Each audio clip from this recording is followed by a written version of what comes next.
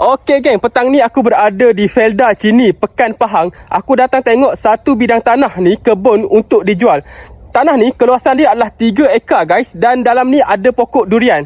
Alright, pokok durian dan pelbagai tumbuh-tumbuhan yang lain lah, pokok-pokok buah yang lain. Okay, antara kat sini aku nak mention adalah pokok musangking lah. Pokok musangking ada anggaran dalam 30 batang.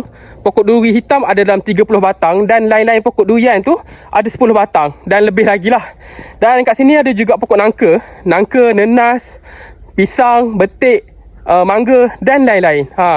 Andai kata kalau korang berminat untuk invest ataupun cari kebun dusun untuk buat korang punya investment, korang boleh tengok kebun ni. So kalau korang perasan, korang tengok dekat belakang aku ni, ini adalah bunga durian, putik durian. Bunga lah, tak jadi putik lagi bunga dia. Ni beberapa tangkai lah.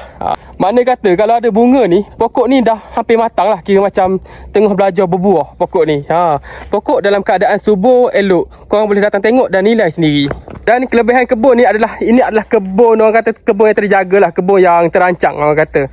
Makna kata kalau tanam pipe sistem, okay, mana kata kalau untuk tanaman durian tu, orang kata bukan tanam dia tinggal saja, tapi tanam dengan sistem perpaipan. Kalau kita tengok kat sini adalah piping dia lah, piping dan ini adalah sistem pipe penyiraman pokok durian.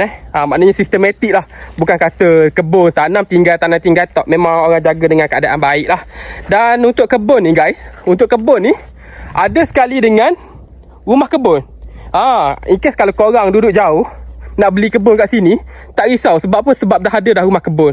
Alright, yang mana kata berminat boleh inform aku, boleh roger aku. Kita ejah siapa jadi guys. 3 ekar sahaja. Okay, 3 ekar penuh pokok durian. Okey geng, untuk kebun ni juga dia ada sekali dengan anduk sungai kat depan ni.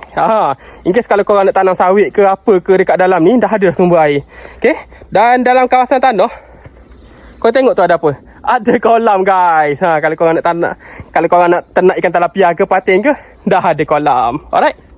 Kalau kau cari rumah, aku orang pertama. Bukan sekadar jual, aku bantu semua. Dari survey sampai sign, aku guide jalan. Biar klien tenang, aku settle urusan. Market aku steady, bukan main agak. Harga semua clear, tak suka cakap lepas. Dari kondo ke landed, semua aku handle. First home